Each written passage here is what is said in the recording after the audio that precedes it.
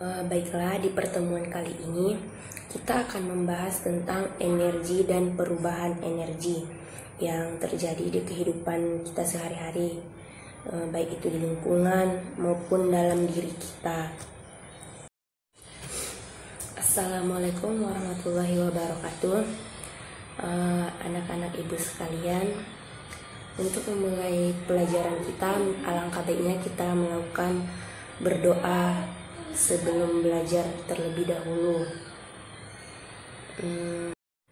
Selanjutnya, ibu akan memperkenalkan diri ibu terlebih dahulu kepada anak didik ibu, di mana di sini nama ibu adalah Murtiana Pohan, profesi sebagai guru pendidikan IPA kelas 7. Ibu rasa cukup sekian untuk perkenalan ibu. Untuk selanjutnya, ibu akan memeriksa absen kalian, sekalian memeriksa kehadiran kalian juga. Pas ibu memanggil nama kalian, tangan diacung ya. Baiklah, di pertemuan kali ini kita akan membahas tentang energi dan perubahan energi yang terjadi di kehidupan kita sehari-hari, baik itu di lingkungan maupun dalam diri kita. Tujuan pembelajaran kita kali ini yaitu ibu harap peserta didik ibu dapat menyebutkan sumber-sumber energi, mendeteksi sumber-sumber energi yang terjadi di kehidupan kita sehari-hari, dan mengetahui manfaat energi yang ada dalam tubuh kita dan sumber energi apa aja yang dapat digunakan oleh tubuh kita. Baiklah, di sini ibu akan menjelaskan tentang apa itu energi. Di mana energi itu ialah kemampuan untuk menyebabkan sebuah perubahan. Contohnya seperti ini, buah kelapa yang bergantung di pohonnya, apakah memiliki kemampuan untuk menggerakkan dirinya sendiri sehingga jatuh ke bawah tanah? Tidak mungkin, kecuali dengan bantuan energi, dengan adanya energi yang membantu si buah kelapa ini sehingga dia jatuh dari pohonnya sampai ke tanah. Selanjutnya yaitu karakteristik energi. Karakteristik energi ini dapat dibagi menjadi dua, yaitu karakteristik energi yang dapat diperbaharui dan tidak dapat diperbaharui.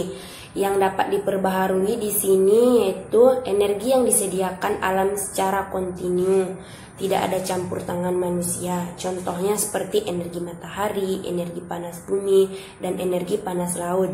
Sedangkan yang tidak dapat diperbaharui ialah energi yang disediakan alam dengan jumlahnya yang terbatas dan dicampur tangani oleh manusia juga. Contohnya di sini yaitu gas alam, batu bara, kayu, dan tenaga nuklir. Satuan energi dalam sistem internasional adalah joule, sedangkan satuan energi dalam sistem lain adalah kalori dan kilowatt hours. Kesetaraan joule dengan kalor adalah 1 kalori sama dengan atau setara dengan 4,2 joule, atau 1 joule setara dengan 0,24 kalori. Selanjutnya yaitu bentuk-bentuk energi, di mana bentuk energi ini yaitu satu, energi kimia. Yang dimaksud dengan energi kimia ini adalah energi yang tersimpan dalam persenyawaan kimia.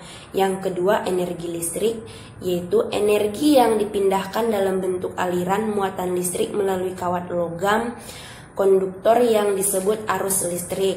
Ada di kehidupan kita sehari-hari. Mungkin anak-anak sering atau dekat dengan listrik ini, tapi ini sangat berbahaya, jadi harus dijangkau, tidak boleh disentuh secara sembarangan. Yang ketiga yaitu energi panas, di mana energi panas ini adalah hasil perubahan energi yang lain seperti dari energi listrik, energi gerak, dan energi kimia. Selanjutnya adalah energi otot, yaitu energi yang dihasilkan oleh otot tubuh, yaitu oleh otot-otot kita sendiri yang ada pada diri kita. Selanjutnya energi bunyi, yaitu energi yang dihasilkan oleh getaran benda. Contohnya seperti kita saat memainkan seruling. Pas kita meniup seruling itu, dia akan mengeluarkan bunyi. Kenapa dia bisa keluar? Yaitu karena ada getaran dari suara kita yang kita tiupkan ke seruling tersebut. Baiklah, selanjutnya kita akan membahas tentang perubahan bentuk energi. Ibu meminta kepada anak-anak didik ibu sekalian, coba kalian gesek-gesekkan kedua tangan kalian beberapa saat seperti ini. Apa yang kalian rasakan? Terus perubahan apa aja yang terjadi pada peristiwa tersebut pas kita menggosok-gosokkan tangan tadi. Baik, akan Ibu jelaskan perubahan bentuk energi yang terjadi pada saat kita menggesekkan tangan tadi ialah energi otot ke energi gerak. Lalu dari kedua energi tadi tercipta lagi energi panas. Seperti itu kan yang kalian rasakan pas kalian gesek-gesek tadi. Itu kan energi otot dari tubuh kita terus bergerak. Lalu kan yang sedang kita jadi terasa panas gitu. Jadi itu maksudnya. Lalu contoh sederhananya akan Ibu ambil contohnya lagi seperti kayu yang dibakar. Kalian sudah pernah melihat kayu yang dibakar kan?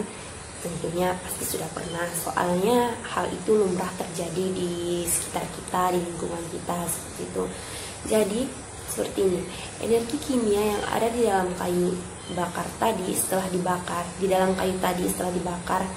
energinya itu berubah menjadi energi cahaya dan energi panas. Selama perubahan bentuk, misalnya saat cahaya berubah menjadi panas, banyak energi yang ada pada kayu tadi itu tidak berubah, dia tetap sama. Hanya saja bentuknya yang berubah dari kayu yang utuh tadi menjadi arang, atau bahkan kalau dia cuman kayu kecil pasti bakal jadi abu gitu kan. Jadi energi pada kayu tadi itu tidak ada berubah, cuman bentuknya aja yang berubah, kalau energinya itu tetap. Pembahasan selanjutnya adalah energi kinetik dan energi potensial. Yang pertama, energi kinetik. Energi kinetik di sini adalah energi yang dimiliki oleh benda yang bergerak. Contohnya seperti kendaraan. Kendaraan tuh bergerak. Jadi itu adalah contoh dari ada energi kinetik yang terjadi pada kendaraan seperti mobil, motor yang bergerak lah intinya. Jadi untuk mengetahui energi kinetik sebuah benda yang bergerak, kita harus menggunakan rumus yaitu setengah kali mp kuadrat, di mana energi kinetik dilambangkan dengan EK yang satuannya adalah joule, dan M di sini adalah massa, satuannya kilogram, dan P adalah kecepatan yang satuannya meter per sekon.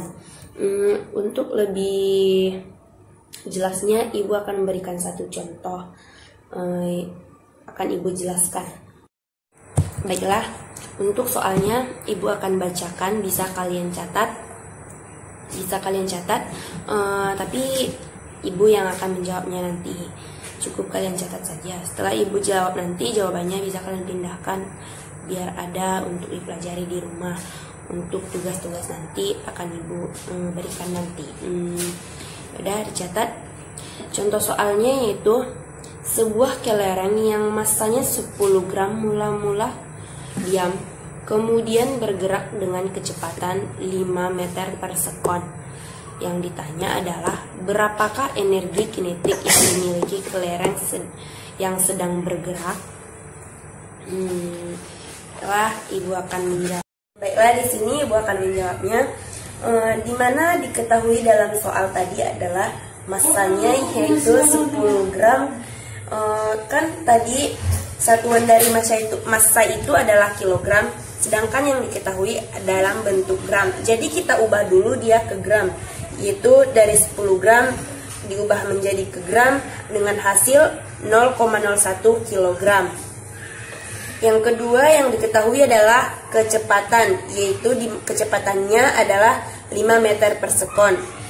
Jadi yang ditanya tadi adalah energi kinetik dari mobil tadi. Jadi jawabannya, untuk mencari energi kinetik kita menggunakan rumus setengah mv kuadrat, di mana massanya adalah 0,01 kg dan kecepatannya 5 meter per sekon kuadrat. Jadi setengah dibagi 0,01 kg dapat hasilnya 0,05 kg. Di sini kan pangkat, jadi pangkat kalian sudah tahu kan apa yang dimaksud dengan pemangkatan. Jadi pemangkatan itu ya adalah dari 5 ini dikalikan sebanyak 2 kali. Jadi 5 dikali 5 sama dengan 25. Jadi dapatkan hasilnya 25 meter per sekon. Untuk hasil akhir 0,005 tadi dikalikan dengan 25 dapat hasil 0,125 joule. Untuk yang selanjutnya adalah energi potensial, di mana energi potensial itu adalah energi yang dimiliki suatu benda karena letaknya. Contohnya sebuah kelereng dijatuhkan di atas plastisin pada ketinggian berbeda. Energi potensial di sini dilambangkan dengan EP dengan satuan joule. Di mana untuk mencari energi potensial ini adalah kita harus menggunakan rumus M dikali G dikali H, di mana M di sini adalah massa benda dan G adalah konstanta gravitasi bumi dan H adalah ketinggian dengan satuan M.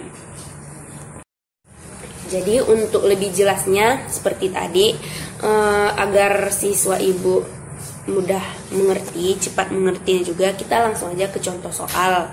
Soalnya lebih mudah memahami jika langsung kita praktekkan atau kita bahas langsung soalnya, seperti itu. Jadi ibu diktekan lagi soalnya, bisa kalian catat, di mana sebuah buku bermassa 0,5 kg berada di atas rak lemari pada ketinggian 2 meter. Jika percepatan gravitasi buminya adalah 10 meter per sekon kuadrat, berapakah energi potensial yang dimiliki buku pada ketinggian tersebut? Baik, akan ibu jawab.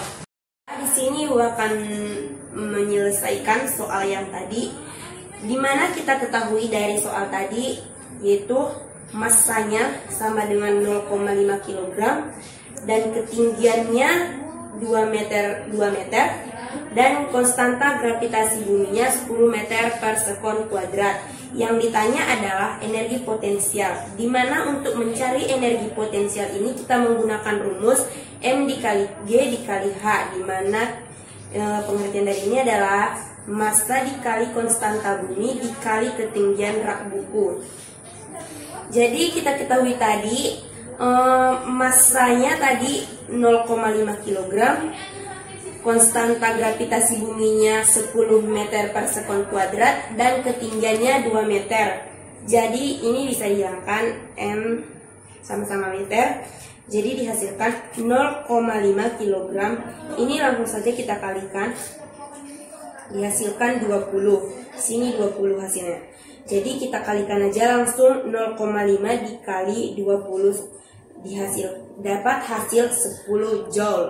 Baiklah, mungkin hanya itu yang bisa ibu jelaskan mengenai kedua contoh soal dari kedua energi tadi, yaitu energi kinetik dan energi potensial. Jika masih ada yang belum paham, bisa tanyakan ke ibu. Jika sudah, kita lanjut ke materi selanjutnya. Baiklah, mungkin untuk hari ini itu saja dulu. Ibu harap dan ibu minta kepada anak-anak sekalian untuk membuat kesimpulan atau rangkuman, ambil poin-poinnya saja dari yang kita pelajari hari ini. Untuk tugas, ibu akan serahkan tugas Oh iya, dan untuk lebih jelasnya lagi, untuk lebih pemahamannya lagi nanti, Ibu akan kirimkan sebuah video yang isinya adalah PowerPoint yang sudah Ibu siapkan. Soalnya terkadang kan peserta didik itu lebih memahami jika dia menyaksikan sebuah video yang disiapkan atau membaca gitu. Mungkin itu bisa membantunya lebih mudah untuk memahami materi-materi yang disampaikan ketimbang mendengarkan Ibu. Mungkin Ibu pas menjelaskannya kurang baik atau terlalu cepat. Jadi kalian bisa mengulanginya lagi nanti di rumah dengan menonton video yang akan Ibu bagikan kepada kalian. Baiklah, untuk penugasannya bisa dilihat di LKPD yang akan Ibu bagikan nanti. Di situ untuk tugas halaman ketiga bisa anak-anak kerjakan. Untuk pengirimannya atau penyerahan tugasnya bisa dikirimkan melalui WA atau apa, atau diserahkan langsung kepada Ibu bisa. Jadi untuk hari ini sekian dulu pertemuan kita, pembelajaran kita. Semoga bermanfaat dan dapat dipahami oleh anak didik Ibu sekalian. Ibu mohon undur diri, jika ada kesalahan Ibu mohon maaf. Assalamualaikum warahmatullahi wabarakatuh.